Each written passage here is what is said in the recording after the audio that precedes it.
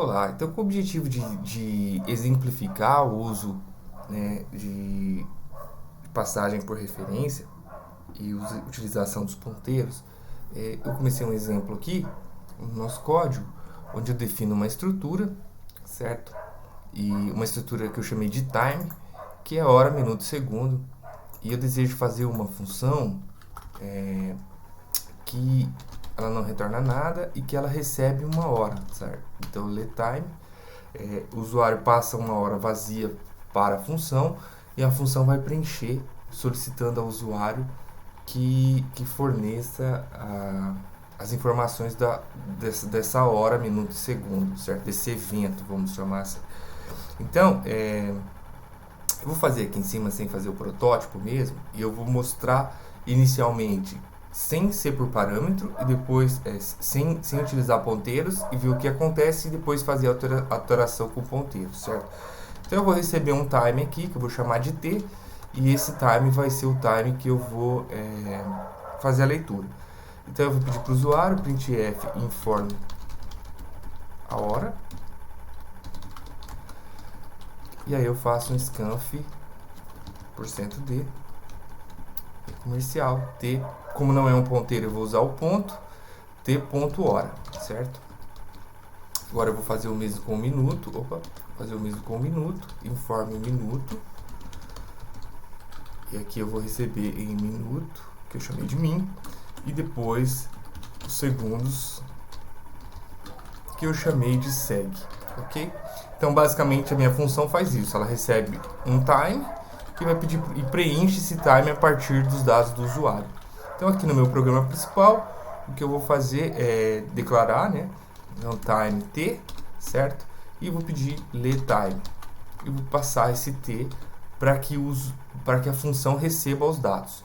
Bom, feito isso, eu preciso mostrar para ver se deu certo ou não.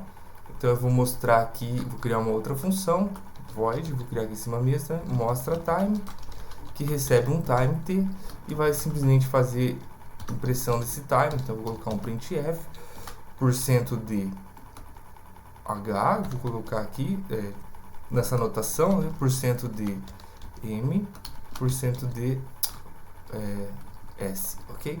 Então vai aparecer tantas horas, tantos minutos, tantos segundos. Esse é o objetivo aqui dessa minha função.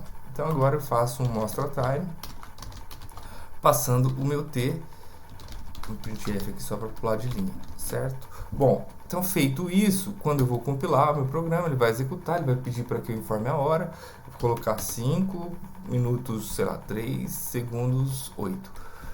E aí ele mostra um valor completamente aleatório no valor da hora, do minuto e do segundo. Por quê?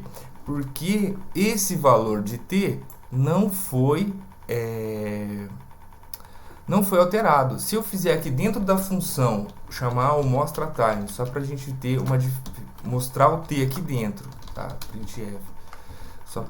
Se vocês fizerem isso aqui no código de vocês, tá? Dentro da função, na função. Depois eu vou colocar aqui fora da função, printf no main, tá? Então eu estou ilustrando o valor de t dentro da função e o valor de t fora da função. Infelizmente, eu não consigo aumentar a fonte do meu console aqui. Depois eu vou pesquisar como eu faço isso. Eu esqueci ponto e vírgulas. Ok, desculpes. Onde mais aqui também. Se acostume programando muito em JavaScript, gente. Aí eu venho aqui, F6. Ele está dizendo que o mostra time. Veja o problema da gente não declarar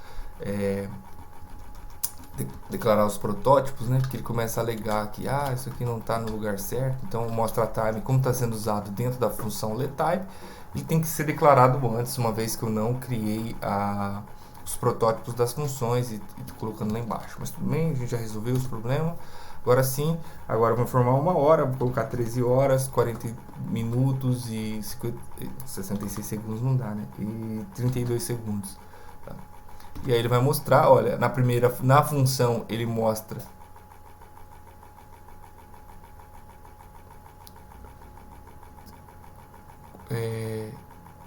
bom, na função ele também não mostrou corretamente não. Muito bem. Na função... Será que eu fiz certo?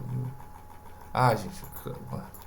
Poxa, completamente equivocado aqui. Ninguém me falou nada, né? Como que vocês iam me falar? Faltou aqui colocar os valores, né? Então, T hora, T minuto e T segue, né? Senão não vai funcionar da forma como esperado, da forma como a gente espera, né? Ok? Então, resolvido esse problema, acontece, né? O bom é que ao vivo a gente se depara com os equívocos do dia a dia. Então, o meu printf aqui do mostra time não estava funcionando, porque eu tinha feito errado. Vamos testar novamente. Agora sim, 13 horas, 55 minutos e 12 segundos. E aí, então, ele mostra na função corretamente, 13 horas, 55 minutos e 12 segundos. Agora, no main, ele mostra 3.274 horas, 0 minutos e 0 segundos. Ou seja, não foi feita a alteração que era esperado. Por que isso aconteceu? Porque o valor da variável t está sendo passado como um valor. Então, quando eu altero o time aqui, esse t do time, ele está sendo alterado um t local à função, só que ele não está alterando o do main que foi passado. Então, nesse caso, o que a gente precisaria fazer? A gente precisaria passar esse valor, uma vez que eu quero que a função altere o conteúdo dessa variável, então eu tenho que passar o endereço dessa variável, que é o ponteiro. E aí, uma vez que eu passo o ponteiro, que é o endereço dessa variável, eu preciso receber na função como um ponteiro também, obviamente. Sendo t agora um ponteiro, eu não posso acessá-lo dessa forma. E aí eu tenho aquelas duas alternativas, que é usar o valor de t, e aí sim acessar a sua propriedade, certo? Essa anotação não é lá das mais bonitas, ou então a gente pode fazer o acesso direto via o operador de setinha, que diz respeito aos ponteiros. Isso aqui fica mais prático, né? E a gente vai usar isso bastante durante o curso, então é importante que isso fique bem claro. Agora, quando eu compilo o meu programa, o que ele está dizendo aqui? Ok. Aí só que tem um detalhe, né? Porque mostra time aqui dentro da função, ela recebe o valor de uma variável time, não o ponteiro de uma variável time. Nesse caso não tem muito o que fazer, a gente precisa colocar o asterisco aqui, porque a gente quer passar o valor do time para a função, só para exemplificar. Agora sim, funcionou da forma como esperado. Vamos colocar aqui 15 horas, 22 minutos e 8 segundos. E aí sim, 15 horas, 22 minutos e 8 segundos, tanto dentro da função quanto no main, é o mesmo horário que é apresentado. Certo? Então eu tentei ilustrar aqui como funciona uma função que altera o valor de uma variável. Na próxima aula, o que nós vamos ver nos próximos vídeos, nós vamos falar um pouquinho sobre a alocação dinâmica. Então, nesse exemplo, por exemplo, ao invés de passar o valor de t para ser lido, eu poderia, eventualmente, criar um objeto t dinamicamente dentro da função e retorná-lo, certo? Seria uma opção tal que eu não precisaria passar a ficar criando fora do main. Então, o meu letime poderia ser um